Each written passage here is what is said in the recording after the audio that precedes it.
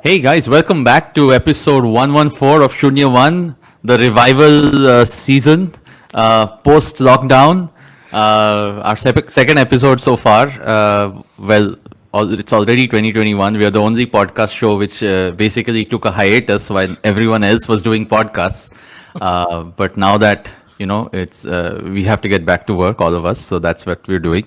Welcome to the show, Deepak. It's great to have you. How are you doing? I'm doing fine. Thanks, Sheila. Thanks, Amit, for having me here. No, it's great. I It's mean, like, really looking forward to this. I want to like. I've been reading a lot of your stuff. You've been like, you're one of the few people who really writes really interesting things. Who comes from the entrepreneurial space. So I mean, like, if we could talk about that, that'd be great. Cool. Yeah, Yeah, thanks. Deepak has had I think many sort of phases, but the one thing that's been consistent has been that he somehow has all the inside information on the Not inside information. growth So apps in whenever I the look at country. anything, so whenever I look at anything, any app or any analysis, any article, I just look at numbers. For me, it's the numbers that stand out. So it's easier to narrate a story using data and numbers. So I try and find those numbers instead of saying, okay, giving my views on how should a payment app or an entertainment app or a video app should be made, or UX about those apps. I can't talk about the qualitative stuff. So I only restrict myself to the data that I get access to and try and present a different side of it.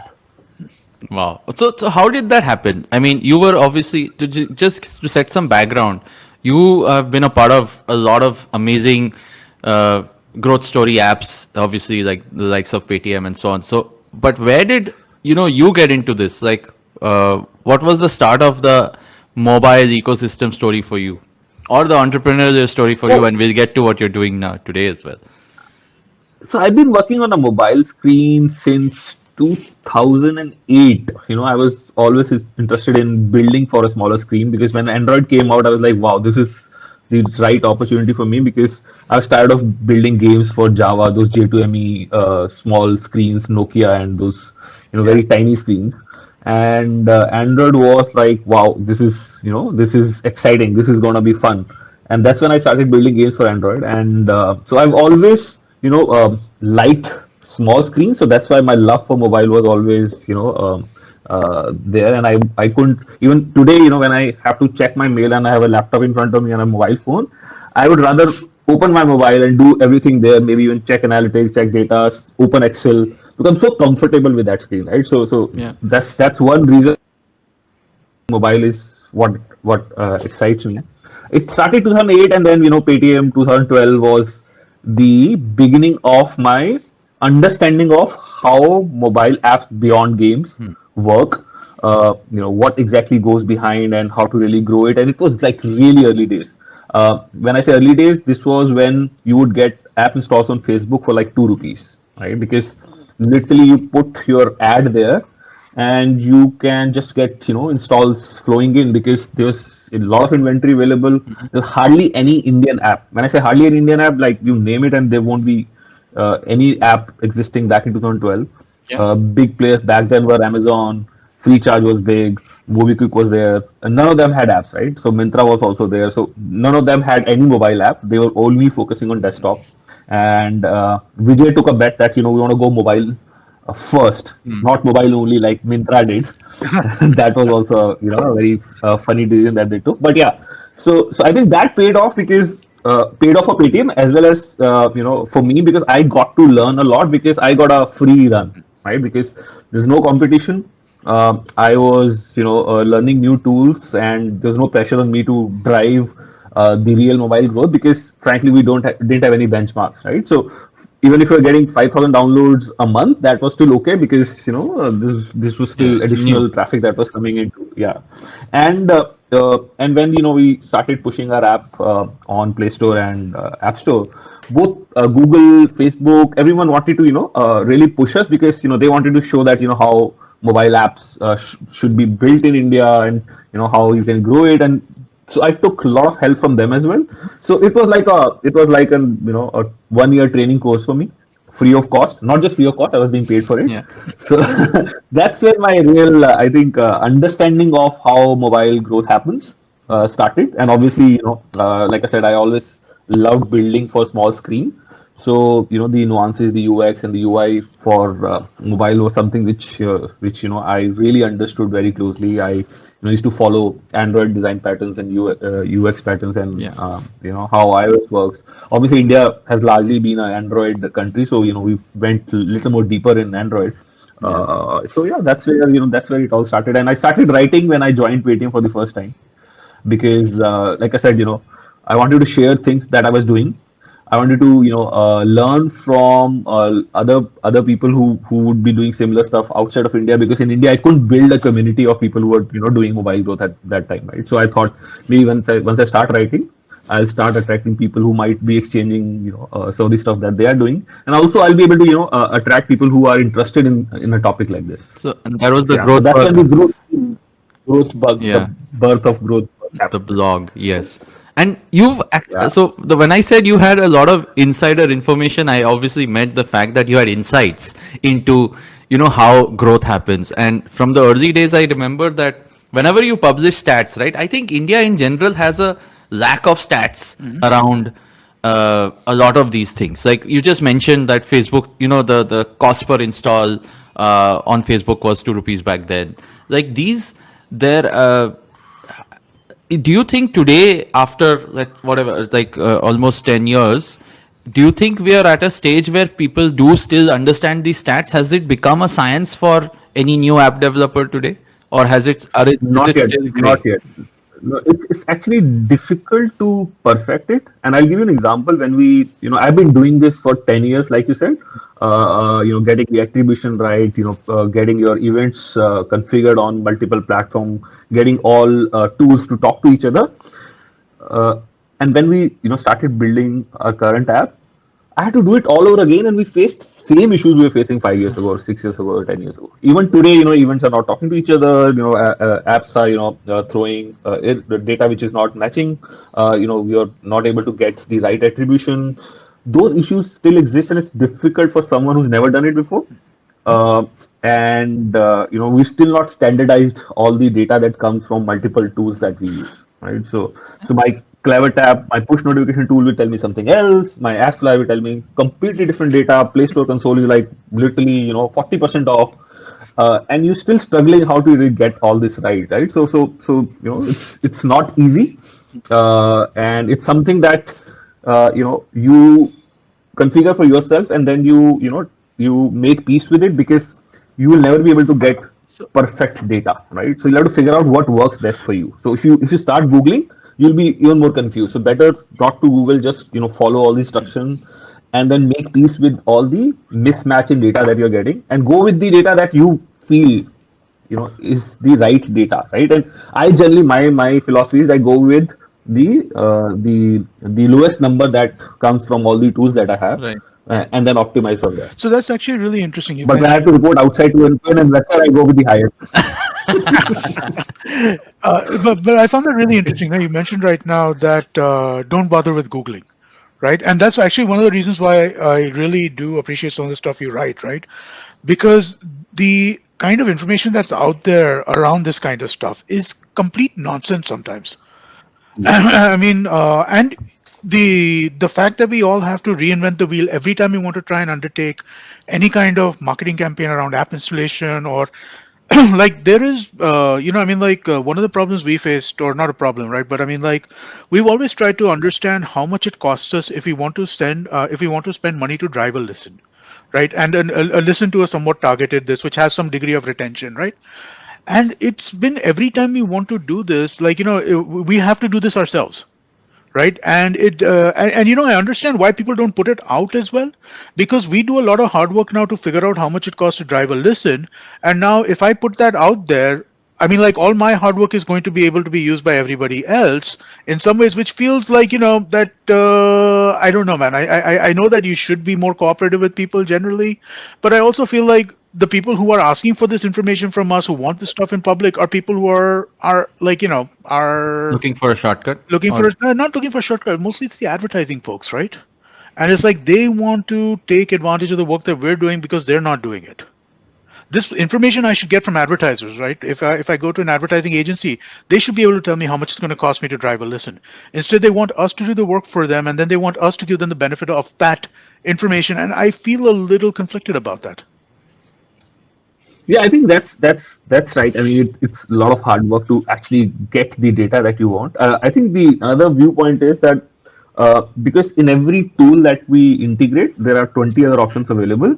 So no two setups would exactly be same. So I might be getting events configured in segments. Someone might be using Google Tag Manager. Then they're passing in a different way. There's some are using API. Some are using direct SDK.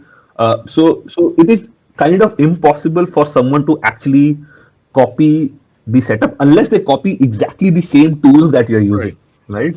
So even if you share it, I doubt anyone would be, able to exactly get the amount of data or the kind of data that you're getting, because there will be some setup that will not match, and that is something which also depends on the kind of developers you have. My developer is comfortable integrating the direct SDK. My developer is comfortable, sending individual events to all SDK. My developer is comfortable doing one event to one app, and which one SDK which distributes. So unless you have the same developer working on two different apps using exactly the same tool, that's what I'm saying. When you Google, you get all confused, right? Because people are writing from their own experience, and they may not be sharing 100% of what they're doing, maybe just 80%, and that 20% that you don't share changes everything, right? So that's what I'm saying. When you start over, the past learning is only about things that it just gives you the checklist, but you have to eventually get everything working again, test it again, and then make sure that over a period of 4, 5, 6, 7 months you perfect the data. On day one, it is impossible to get the data that you want. So even today, my current app, I don't know exactly what's my cost of retained user, the real cost of retained user, the real cost of repeat transaction. Things like that are still evolving, right? I'm still figuring out, what is the right metric that I should be measuring, because data is taking a lot of time to set. Yeah, and that brings me to another thing. What Amit mentioned is also a little bit how how advertisers and the rest of the market, or like everyone who's you obviously are building your app for your company. You have to plan around the metrics you can measure, but the rest of the market always reports, like, let's say, what is the industry standard, right, or what is the sector standard, and even that data is not really trustable, right? It's not, there's not enough there even after 10 years of mobile being in India. Like what you just said, if someone asks me what's the cost per install for a app, e-commerce app in India, or a typical conversion number for something this sector, like or certain kind of, let's say, user workflow. I mean, those answers are so ambiguous even today. Like there is no one who can confidently say. No, because it is individual driven. So see, you have to understand that there are people who understand how Facebook ads work. People who understand how AdWorks work. They do a better job of driving cheaper installs. But then the cost of cheap installs, you are maybe making compromise on transactions. So it depends what you want to optimize for.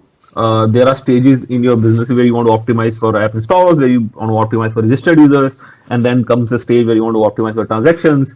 So that's the reason why, unless, like I said, again, two companies they have absolutely same target at the same time. Both individuals who are driving growth for those companies are also thinking the same way. That's why there's no way to find standardized data, right? You'll never be able to figure out the real cost per install of an e-commerce category or a short video category or a ad tech category, because individuals who are driving it, it starts from the founder, the head of growth, or product people. They think differently. Their stages are different. Their internal metrics are different. Their targets are different. So that's why you'll never be able to find out the exact metrics across. We get this a lot because again we're again at CleverTap, we're at a juxtaposition of a lot of ways in people use data, but everyone says, why is there no industry standard? Like, what should my number be? Everyone comes up to us and says, tell me how much is ideal number I should aim for. So, and I should say talk to Deepak Abbott because he's the blog writer, but if I ask you that, what do people come to you? Yeah, in fact, a lot. Most of the time I'm asked this question, that what should be my cost per install, for example, as simple as that, right? Because when I interview people, they tell me that they're driving installs at 50 rupees, and the same category, the other guy is driving install at 5 rupees. Even today, that's the difference. But then, I asked them a question that, okay, if you just want to drive installs, you can like literally get install at 5 rupees. You can do an Yeah. incentivized install, and you will get it for 5 rupees. But the question itself is wrong, right? Because what do you want to do with that install?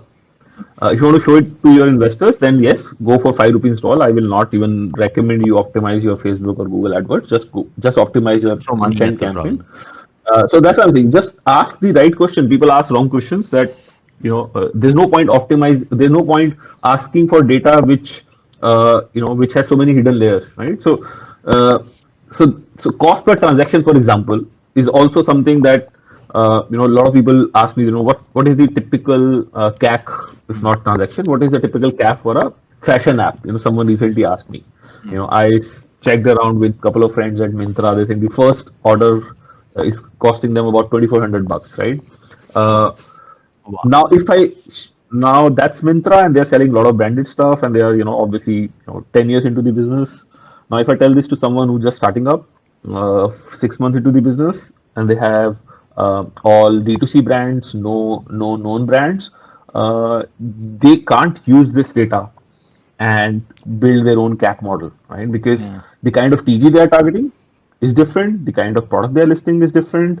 They are just 6 months old, they've not optimized yet, they are not on iOS yet, they're only on Android, their website is also not there. So I'm Many saying, variables. like I Yeah. said, yeah, if someone asks me such simple questions, it's very difficult to answer because there's not just one thing that is linked to the data. There are 20 other things that I need to know before you can come up with the data. So if someone says, okay, what should be the customer acquisition cost of a D2C fashion brand which is 6 months old, is only on Android, and has the products which are in the price range of 5,000 plus, Yeah. right? So The more you can then get the you data. might be able, yeah. So you have to you have to ask those kind of questions. So that's why when people throw random questions, they get random answers, and that's when this misinformation spreads that, okay, no one has the right data because you asked the wrong questions, right? So I just passed on this data to that person,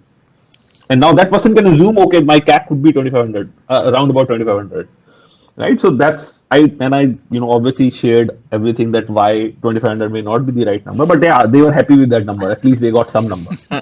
I think people like that, and that's why numbers work. I mean, everyone reads the stats, but no one. No, but why do we need to know? Why do we need to know what others? Because let's say I run my business. I know my input cost. I know how much money I have in bank account, how much money I can put into marketing. I need to optimize for my money in the account, because someone sitting on 10 million funding versus someone doing someone bootstrapping. I would rather look at CAC, which is 1/10 of a player which is highly funded, right? So just by looking at the number, of someone else data, I mean, you can't really Model it to your. drive your numbers around that. So it's like I said, and I've been saying this for the last 15 minutes. No two apps are similar. Yeah. It's driven by people and their different goals, and that's how these numbers differ from app to app, even in the same category. So I'd like to ask a little bit more about how, now that you've seen like the past 10 years, the past 6 years maybe, where we've sort of exploded a lot more. Uh, in those years, obviously people have tried a lot of tricks, and even today the market is still like India, or Bharat as the term we say, is still like an open market where people are trying to get in and do interesting things. What are some of those sort of growth hacks which maybe you have implemented, or maybe you've seen India specific entrepreneurs implement? Because I see a lot of people trying to really optimize for various things, and like you said, there are a lot of hidden tricks you can try, right? You probably you've seen both the $10 million marketing budget funded hacks to, I don't know, some So interesting now, literally no budget. no budget. So like Yeah. what are like, is there something you can share about the kind of things that have worked in India, and maybe they've worked only because of that time and phase and those specific variables, but it worked? Okay, so I'll give you a few examples of funny things that can take your app viral. And I would also have a caveat that do not implement those funny tricks, because you'll go crazy. I'll give you one example. Just 4 days ago, one of the founder of a large funded fintech startup, I think 40, 50, $60 million as seed, maybe Series A. They started a referral program, and it just went crazy viral, and only people from Bihar and Jharkhand were downloading their app. And it's an app for slightly high-end users, right? But they got 100,000 installs. They got almost installs at zero cost, because those were all reference installs, right? And they started ranking higher in an app store, in the app store, right? So someone sitting outside would say, "Wow, that's fantastic! Just the How could stats they look grow great. so fast in just 10 days, right?" But internally, that guy was like really worried, because those guys were actually, bringing down the app rating, writing a lot of customer tickets, and they're definitely not adding any value, and they were making all crap YouTube videos, right, about the app. But yeah, sitting outside, they're looking pretty good at number 4 or number 5 in the category, from like 120, Wow. 130, and they are trending in Play Store, and their reviews count from 5,000 went to 7,000. Now those 2,000 obviously reviews that came in, they were all negative reviews, so their rating took a hit.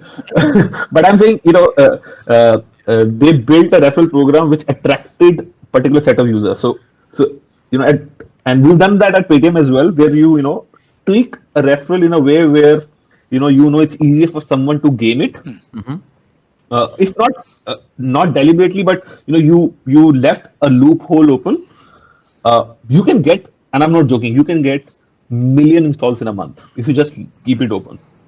So that's called, I would call it, some people call it white hat hacking. I would call it, gray hat, not even black hat, because that these are not quality installs, but at that point in time you want it. And by the way, the referral amount that these guys get, people who do these viral things, and they put it on Telegram and YouTube, not more than 10, 15 rupees. Yeah. Just for earning about 2 rupees per user, they go all out and make sure that they get 100 users to install it, right? So they are working for you, but end of the day, they're not giving you quality traffic. So going back to the growth hacks, I think referral has to be used judicially. It can get you traffic, but you'll have to be very clear what kind of traffic you want. And it needs to be built in a way where it's configurable, right? So let's say for some reason, I want to show growth, right? I want to really, because sometimes when you get these burst of installs, your organic installs, the actual genuine organic installs also grow, right? And that ranking increase helps, right? You'll get a lot more visibility, and there are a lot of people posting YouTube videos and all that, so it helps. And I'm not saying never do it. Do it when you know that, okay, this will help you on the other things. So you need to make your referral program configurable, where tweak one thing, gives you install, tweak another thing, it gives you transactions, tweak something else, it reduces your referral cost or increases your referral cost. So build a very modular referral program that really helps, because that gives you flexibility to increase, decrease, optimize traffic. Second thing that most apps in India give very low importance to is the onboarding part. I've seen many apps which ask you for sign up upfront, and when I sign up and see, those apps have a lot of things which could have been for guests as well. I mean, you don't require any sign up for that, right? So we create a lot of friction at starting of the app, right? The onboarding is something which where users would either so in India we have 85% uninstall on day one, right? And that happens because when they open the app, you bombard them with multiple things: ye permission, wo permission, address book permission, location permission, without really telling them why you need all this, right? Apps want all the permissions. They want all your data without really telling you what will they do with that data, right? Why do I give my location permission when you are a short video app? What value will you add to the app for me by taking my location? And people are much more aware now. Like as a end consumer, we used to all say yes to all, but now people are. No, that's what I'm saying. So your uninstall rates will go up, your retention rates will go up or go down, because you're asking unnecessary information. People are because now we know that you keep your phone aside for 1 hour and there are 40 notifications that come, right? So now we are wary of those notifications. So people are conscious about what permissions they are now giving to the app.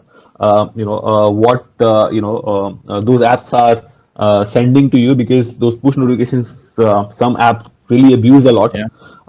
So and because of that, other apps suffer. Genuine apps suffer. Because then you stop giving notification access to newer apps that you install.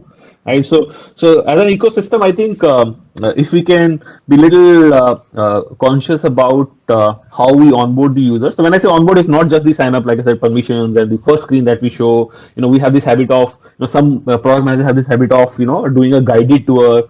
Now, my view is that if you're building a guided tour of your app, there's product some not problem with your UX. Your user should be able to slowly graduate to a level where you want them to be. Versus, okay, I'm going to teach you first how to use my app. Now, if you have to build a guided tour, then that means you didn't invest much time in building the At least walkthroughs, it right? shouldn't be there as you're coming on immediately, right? It might be something that you might look for Yeah, later, right? But I exactly. mean, like Yeah. the So, first three functions on your app should be obvious. exactly. I should, if I've downloaded an app reading a Play Store description, I should be able to get a glimpse of what this app is before I commit more time. Because I think India has another problem. We download a lot of apps. Like India is like by far the number one on Play Store list of the download. We do, I think, some 2 billion downloads a year, right? On an average, every user would download like 5 to 6 apps a month. So that means, they are just trying We out try a apps. lot, basically. You try a lot, right? So that's why uninstall rates are also very high in India, as high as 60-65%, because people are not necessarily looking for that app, just that they have free data thanks to all the Yeah. cheaper 4G plans now. And they just are curious about what this app is all about, even though they had absolutely no use of that app. So while that's a good thing, at least they are trying out your app. You need to capitalize on it because they downloaded, they made an effort.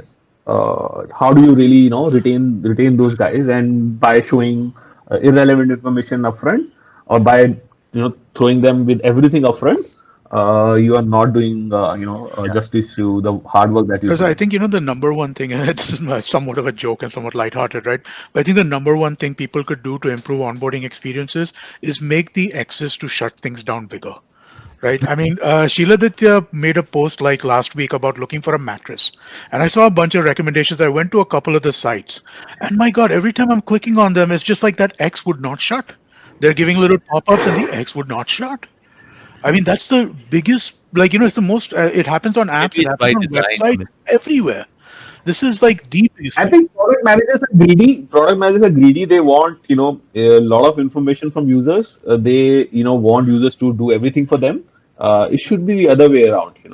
They should be doing everything for users to make the journey comfortable.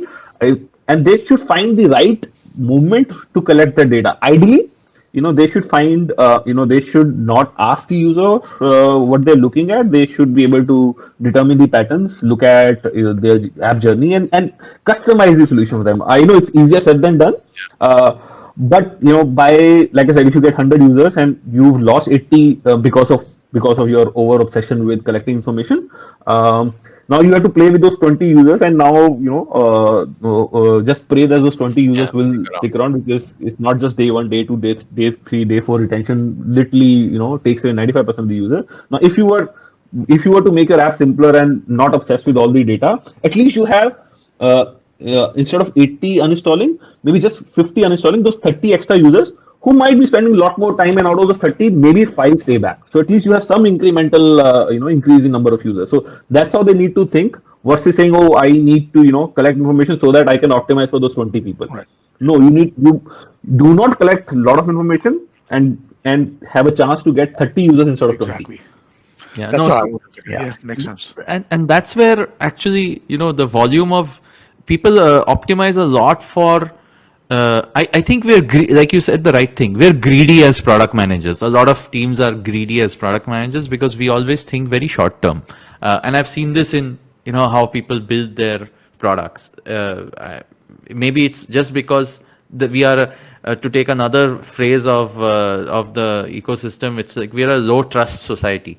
So that means तुमने download किया है, let me capitalize on everything at this point. Yeah. Let me take anything I have. Because because product manager made peace with 80% uninstall on day one. Yes. They're saying, oh, anyways, every app has 80% uninstall on day one because of those charts that get published. And even I have published those charts, how day one retention in India is so poor. Yeah. And this goes back to my earlier point, right? Now they made peace with this data. They're saying, oh, sabka 85 hota hai, so 85 is okay. Dude, maybe 85 is industry standard because there are apps which are really crappy where have 99% uninstall. Yeah.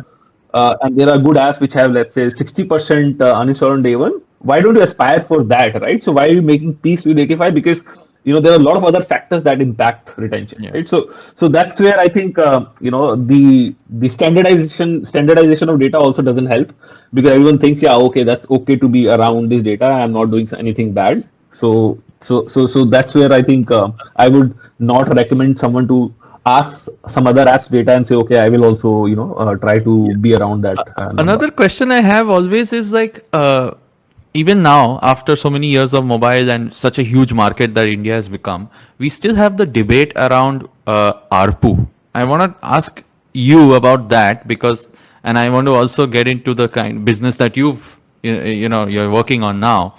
And are we still a low revenue country? Because if we don't ever solve that, then no one will ever do business. We'll always be optimizing for these growth hacky things only. Like Yes. that. Yeah, India is a low ARPU. Yeah.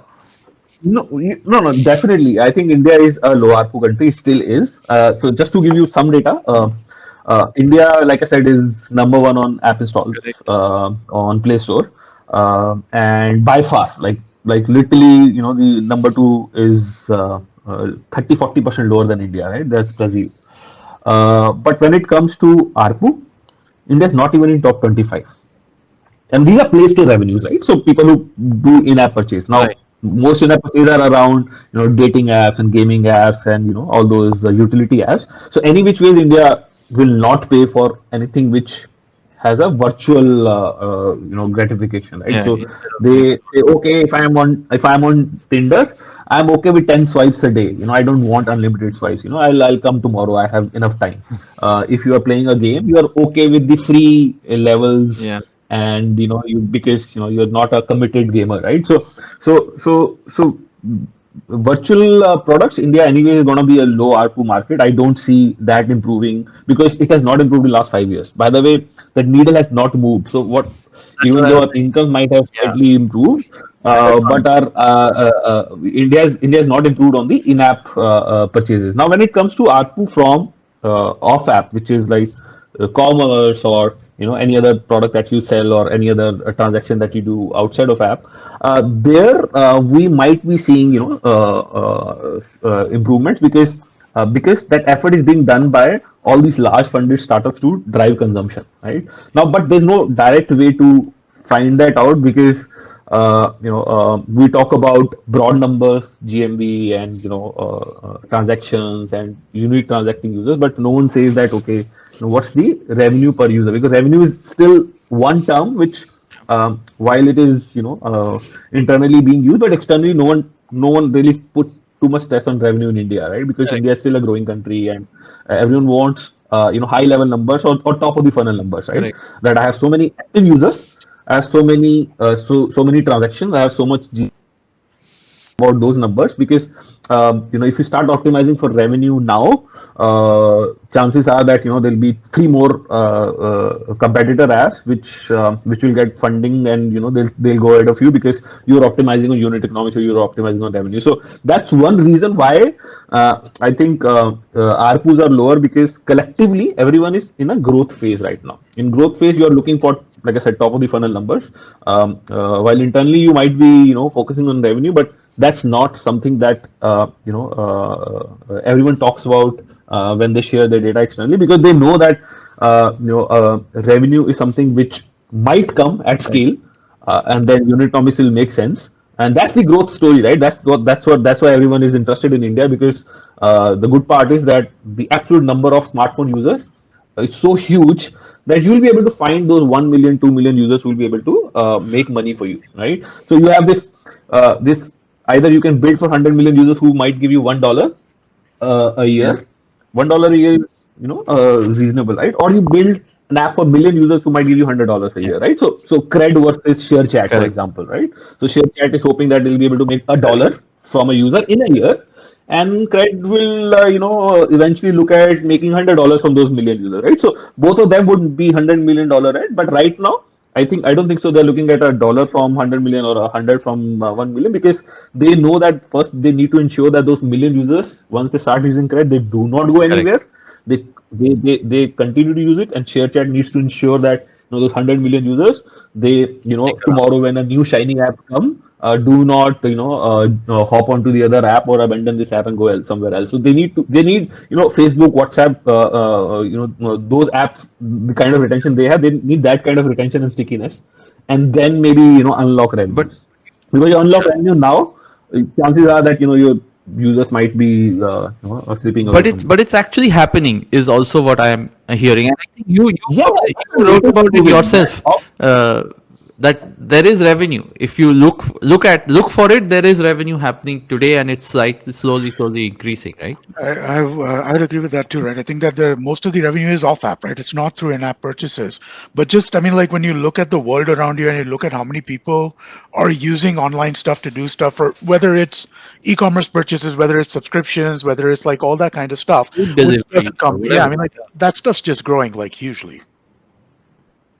Yeah, I mean, Amazon, Flipkart, they have about 45 million shoppers, and that's No, not a it's small not. number, right? And it's a huge number. So that means, people are generally buying in smaller cities as well, and they are first-time users, and they are, literally adding to this the large base of quality users. Because even if you shop to one, see, the good part is that once you spend anything online, chances are that the spend will go up only, right? You will not cut down on the spend. So if you started paying, let's say, your electricity bill online, you will never go back to a shop Exactly. and pay. If you bought a pair of shoe through Mintra this year, now you and that shoe came out well and you actually wore it, chances are 8 months, 9 months down the line, someone in your family will also buy, because your confidence level has gone up. So it can only go up from there, right? So, and with tier two, tier three, where these even select, when they go out in local market, they don't see the kind of stuff that Mintra sells, for example.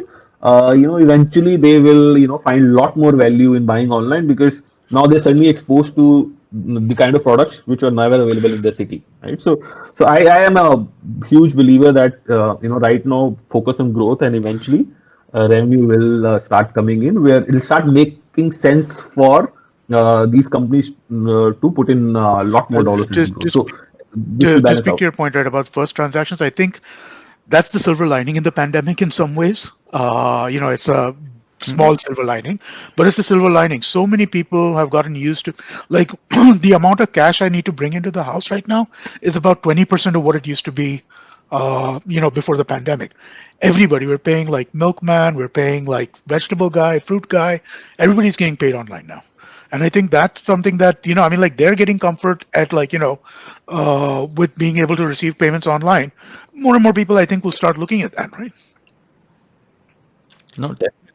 Yeah, and then what Demon did to payments, I think the pandemic did that to commerce and a lot of online transactions, right? People moved online for their basic needs, right? Grocery and shopping and deliveries and all those things, moved really online, and cash usage came down because people are not stepping out, going to ATMs, touching machines, and withdrawing cash. So they figured out a way to send money to each other. You see, UPI growth during last 10 months has been astonishing, right?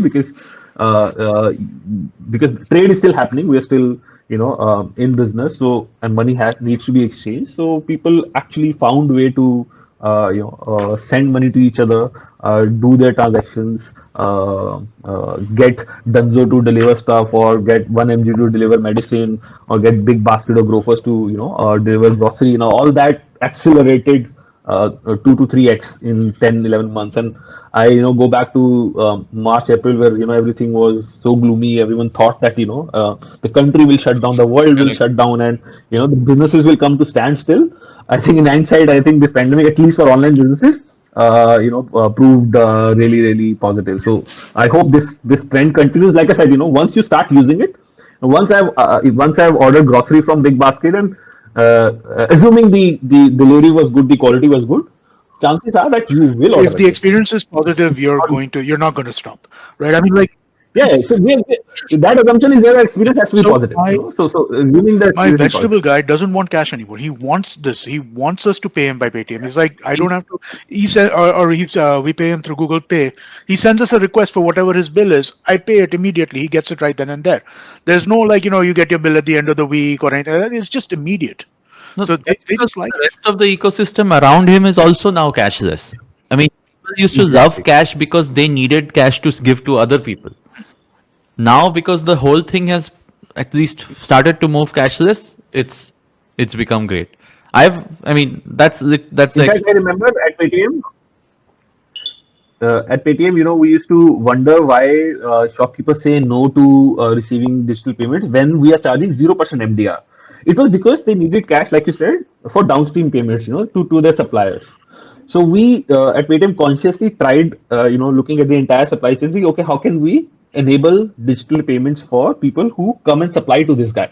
That's when the need for cash will go down. While obviously that was a slow effort and took a lot of convincing feet on street and building the network. But pandemic did that automatically, where people felt the need of collecting money through digital payments. So like I said, all these instances do help grow the digital economy a and lot. I know we are towards the end of a lot of conversations around growth, but the one thing you just touched upon is actually the also a level for it. Like as a country, we have also been a big fintech, and we've seen a revolution even on the payments front, which is the underlying layer to enable all of this, right? Everything from Yeah. I mean, the ability to capture users, the ability to make a smooth payment, the whole transaction there has evolved like crazy in India. I think that's where we are definitely, I think, ahead of a lot of countries in the world from a payment infrastructure standpoint, right? And I mean and I'm sure you've again been you've seen the inside of that early on when it was just starting. You're seeing it now, and even today, if we could talk a little bit about what you're building today at India Gold, right? I mean, that's another whole different kind of money.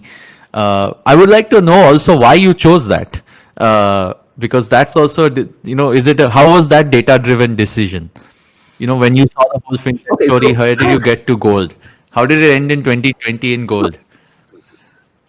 Yeah, so I think when we're looking at the various opportunities, we realize that there's one asset so India is very poor on natural resources, right? There's hardly any. I mean, we literally import our coal also from Australia and South Africa, right? So, and one thing that India loves, which is gold. Even India does not produce literally any gold, right? We import all our gold, right? And that is the item number two in our import list after fuel, right? Now, while fuel, when you import fuel, you know that it is adding to the economy, right? Because it drives industries, it drives automobiles, it actually adds to the economy when fuel is imported. And you can create some model. Okay, if I imported $100 worth of fuel, it added maybe $220 to the GDP, because it helps industries do. But gold is one item which is actually a drag on your current account deficit, because once it gets imported and once people buy it, it then becomes a dead asset. It is not adding to the economy. It's one of the worst assets, because you're importing it and then just putting it down in a locker, right? So it's not Wow. really helping anyone, right? So you have that one-time GST and import duty collection, and after that, you're not doing anything about this asset. And India has tons of it, and 25,000 ton to be precise. Now that's 1.5 trillion dollar worth of gold. Wow. Uh, now, Lying if you look at as an asset. all the now, 1.5 trillion dollar, India's GDP is about 2.5. You literally have 60% of India's GDP unlocked in people's lockers, their wardrobes, and their houses and their bank lockers, doing nothing to the economy. Whereas, if you look at the credit needs of India, you know, uh, uh, estimate says that India needs roughly about 500 billion to 600 billion credit every year through personal loans or home loans and car loans and business loans and working capital loans. All these, lending companies that you see, or banks that you see, they tap into this $500 billion market, and this is all unsecured. Most of it is Yeah. unsecured, right? and we know the level of NPAs India has, the default rate India has. Uh, but there's one asset which is 100% secured, which I have at home, and I don't even know the value of it. So, for example, a personal loan which comes at about 20% roughly for a user, who doesn't have a great score. Now, if this person has 1 lakh rupee gold lying at their in their house, by the way, the average gold in Indian household is about 56,000 rupees, right? So that's the average gold. Now they can get same loan at about 12%. It's just that they are not even aware because of multiple reasons. There's a stigma attached to it. There's awareness issues. There are a lot of myths around it. There are obviously public listed companies like Muthoot Manapuram who've been in this business for like hundreds of years, and last 60, 70 years they've been doing gold loans. But uh, all of them put together, all banks put together, they've just monetized 2,000 tons of gold. That's less than 10% of India's gold collection, right? So Wow. there has to be something wrong the way we look at this asset, right? Why are we not able to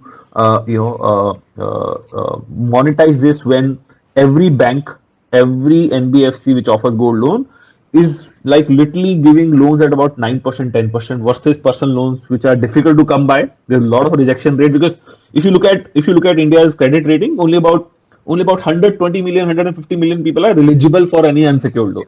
Right? Bank would not lend to someone who has a credit rating of 550 or 400, right? Because they know that chances of NPAs are higher. Uh, and then there are unofficial money lenders who will give, like Muneems, who will give loan at 40%, 50%, 60%. Then there are these Chinese apps who will give loan at 1% a day, right?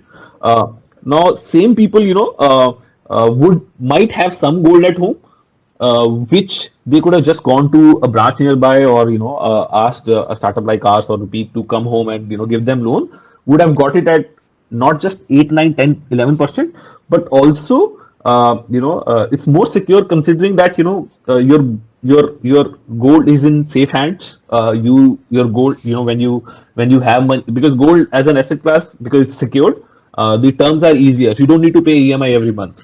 You only pay when you have money, and then take your gold back. Now these are things people don't understand, that like for example, a shopkeeper who needs a working capital loan.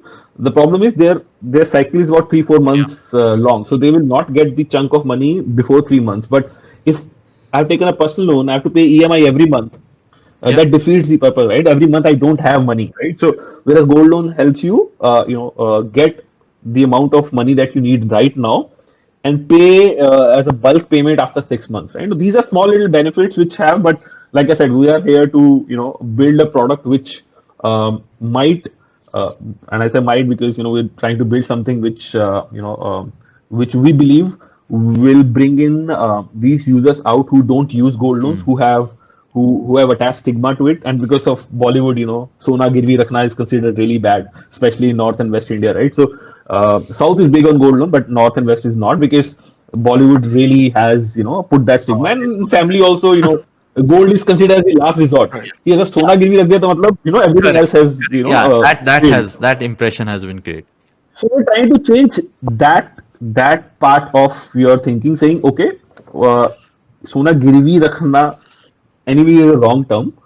You keep your gold in your wardrobe or in your locker. Instead of that, keep your gold in my lockers. And these are secure lockers. These are in your neighborhood lockers. These are in partnership with big lockers. And if you need money ever, just go to my app, take it like a personal loan. You don't need to literally think of it like a gold loan. Your gold is safely secured with me. Yeah. I'm not saying take loan from me, but 6 months down the line, 3 months down the line, 2 months down the line, if you need money at 12%, 10%, just at a click of a button, you will get it. Right? No paperwork needed, no KYC needed, no form to be filled. Like, then we are trying to disassociate the stigma with gold loan, because technically I'm just taking a personal loan at a lower rate of Yeah. interest. Yeah. Right. So that's what we are trying to build. Let's see. We're still few months out from launching the core product that we have. So yeah. But this is amazing that all of this again is like, you saw the same data, you looked at the huge market that we have, and you found this unique insight of this one asset class which we obviously clearly as a country are not utilizing in the right way. Well, actually, I looked at the lending. I looked at the data. So when I was obviously looking at building a lending app or a app where people can take credit. I like that market is huge. But then there are 5,000 players who are working in the unsecured lending space, and everyone is building their own scores, or they're relying on credit score or their own proprietary information. But even then, all of them put together have not catered to more than 100 million users. So you see, okay, if I have to expand this market, where do I look at? Then I started looking at things where if I don't need to rely on credit score, if I don't need to rely on your KYC or other assets, how can I still give you credit? And that's where gold came in. That okay, this one product where I don't need to worry about where do you stay, what do you eat, what do you wear, what friends you have, what's your credit score, what how much money you have in your bank account, and I can still give you credit and still not have this issue of loan going corrupt or going into NPA, like because like I said, this is the most secured asset that you can get. So that's where we started exploring more on this asset class, and that's when the next thing came in, that okay, there are already all the banks, there are already a lot of NBFCs which are doing gold loan, and they've only catered to 10% of the population. There also how can I expand? So first I thought, okay, so first starting point was expand the lending market. Second point came in, okay, expand the gold loan market. And that's where we change the concept that okay, instead of selling gold loans, we will do gold loans without selling gold loans. Interesting. Hey, can I ask a question? It's I know we're going a little long, but it's related to this, right? And I don't know if you have a real answer or one that you can give me, but it's been my general experience that not most, but a lot of people who are using gold are using it as substitute for cash, as in like unofficial, non-tax paid, that kind of cash. Do you have to keep a check on that to ensure that the money is white? Because, we all operate in the above ground ecosystem, which not everybody does. And if so, how does that kind of work? Okay, so yes, India does have a lot of unaccounted gold as well. India, because of high import duties, India, a lot of Indians do import gold unofficially. But again, we're not looking at that. There are at least 220 million households which have gold. Almost 90% of it is either ancestral or they bought using their small savings. So we're focusing on that middle class, lower middle class, people who are below a certain salary level, let's say 50,000-60,000 rupees. So looking at that mass base and not those top 1 to 5% people who own like couple of kgs of gold and they've acquired it through a different means and not necessarily Every few weeks, I see a news article which says the customs people caught gold in some hidden manner. Yeah, on the flight. I mean, the most creative ways of hiding gold every few weeks. Yeah, because India has such high duties. It makes sense to actually illegally import gold. Just one trip to Dubai, and you can easily bring in 1 kg gold by creatively hiding it, and you can make 100,000, 200,000 rupees on that. Wow. Wow. Yeah. But what you're seeing is, so are you? And by the way, all the when custom people, sorry. So I think so when custom people catch the gold, I mean, all this is part of the business model. People who import gold illegally, they know that out of 20 trips that they'll do, 5 trips will be caught. Even then they make money. So this is all part of the business model where they know that 20-30% will get caught, and they have to ensure that it gets caught so that 80% gets released. Wow. It's a whole other side of, but if I extrapolate, Deepak, just to like understand, to really see how people, how big a possible opportunity this is, are you saying tomorrow if a larger, you said 10% of the gold is monetized, let's say that 10% goes to 20-25%, which is more than double of what it is today, that is adds some massive cash power to people. 150 billion is the current gold loan market. If you just double it, that's 290 billion. Accelerate. I mean, if I hope actually that they use that money for legitimate purposes, they will accelerate growth like anything. Absolutely, this money when it comes into the system, they will obviously invest that money somewhere. They will, buy a lot more stock, or they will buy buy something Spend through it that in the money. So, economy. Yeah. so once it gets into the economy, obviously economy will grow. So we have this potential to grow economy by half a trillion dollar if we can monetize this gold really well. Wow. Yeah. So that's an interesting thought to be.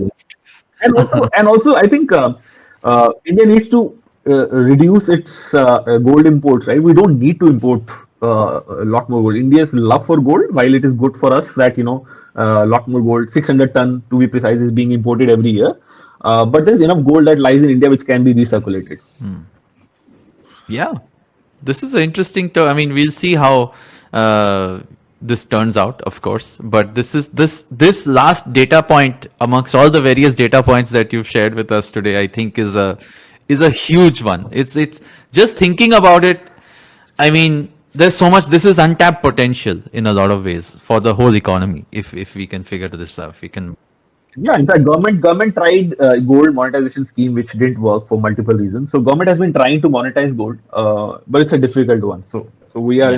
we know, we are aware that it's going to be very difficult. But yeah, we are hopeful that What if do we you stay at it for a couple of years, we'll be able to build Do you something want to do a interesting shout there. out to the kind of folks who you're looking to like join your team, or like are who are your what's the company like? Who are the folks you're doing this with? And are you a tech company? Are you a lending company? Are you what are you looking for? So we are a lending company, but high tech focus, because what we are trying to achieve is build a tech layer around monetizing gold, right? So your ability to quickly monetize gold by really not doing much of an effort. Let's say I give you an example that the gold is lying in my locker and you go to Chroma, you want to buy a TV, you scan using India Gold app, and TV comes to you and you start paying your EMI 30 days down the line, right? So now that requires investment in building the seamless tech around it, the security of the gold, the way you test gold, the purity of the gold, and the movement of the gold. And then you give your API to, because we are not NBFC, right? So we can't lend on our own books. So we work with a lot of NBFC, a lot of banks.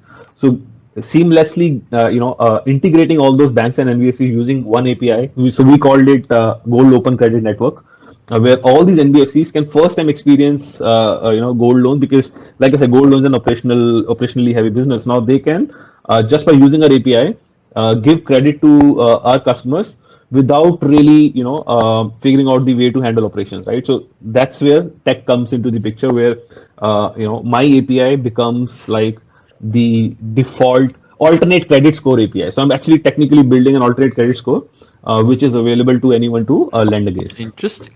Very cool. I mean, now there's a lot more I'm sure we could get into, but I'm gonna pause this here. Amit, if you want to wrap this up, because I think the story is a long way to go. I Yeah, think yeah. No, I think we should Yeah, definitely talk more about yeah. India Gold, but also just a general tech ecosystem conversation too. I think is a great this that we could do. But yeah, everybody do check us out. We're releasing every Friday. That's when we're coming out with new episodes of Shunya One. You can catch us on all the podcasting apps or the IBM Podcast app website, wherever you'd like to. You can follow me on Doshi Amit at various things. Shilita, you wanna? it's at Shiladitya and Deepak. You are, I think, At Deepak Abbott yes. on Twitter. Perfect. Thank you so much for doing this. This was a nice Sunday conversation. I can see that you're all, I enjoyed it. whereas we are all in sunny weather. But this is I actually did enjoy it. I'm happy that, and I'm hoping that we all can do this in the real world someday. But until then, we're stuck to our screens as the whole last year has been. But it's good to be back and talking to folks, and seeing that we're growing as a economy and as a ecosystem. All right. Yay. Thank you so much, Good. Deepak. All right. Thank you. Thank you, Amit. Thank Guys. you, Sheila.